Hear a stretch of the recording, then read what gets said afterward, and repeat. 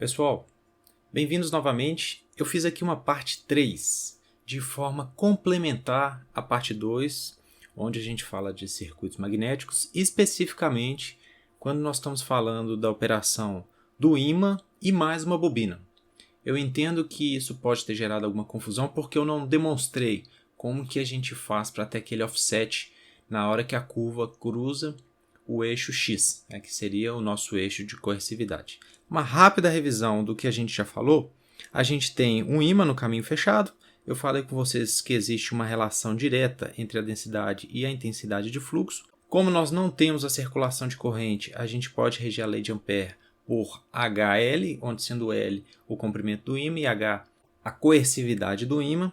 E com isso eu desenhei a curva para vocês. Falei que essa curva aqui seria a curva de polarização magnética interna do material e que essa curva aqui seria o resultado à medida que esse ímã ele é imerso no ar. Muito bem.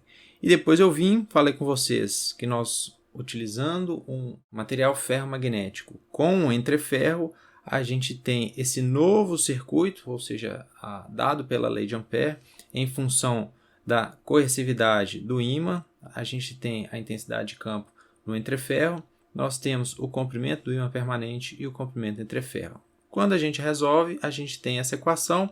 Com isso, nós definimos o ponto de operação do ímã permanente, que foi essa curva. Ela não está aqui, mas foi uma curva que originalmente eu desenhei para vocês cruzando o eixo zero. Então, seria proveniente desse circuito aqui. Mas aí que está uma coisa interessante. Essa curva, beleza, ela está relacionada à relutância do entreferro e está relacionada com as características geométricas do meu ímã.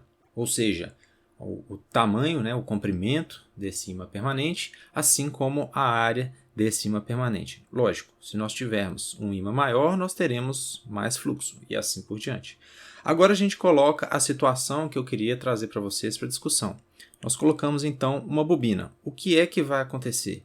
Da mesma forma, a gente vai resolver o nosso circuito, só que agora nós temos uma parcela Ni. Fazemos a mesma consideração, que o fluxo é igual, com isso nós temos a densidade de fluxo sendo igual, fazemos as mesmas substituições, nós caímos nesse circuito aqui. Separando os termos, segregando, nós temos que o fluxo no ímã vai ser associado a Ni, a coercividade do ímã e seu comprimento, e em função da minha relutância do entreferro.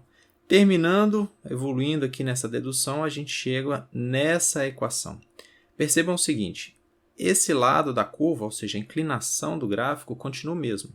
Mas agora nós temos uma parcela que não cruza mais o nosso gráfico em zero, ou seja, ela está agora deslocada, e é dada por esse fator aqui, que seria o Ni sobre o gap vezes o μ0.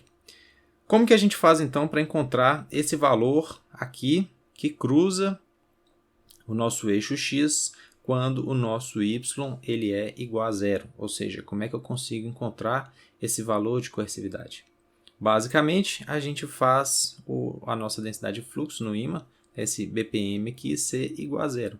Resolvendo essa condição com o B igual a zero, a gente encontra que esse valor é dado por Ni sobre o comprimento do ímã permanente, que é justamente esse valor que é dado aqui.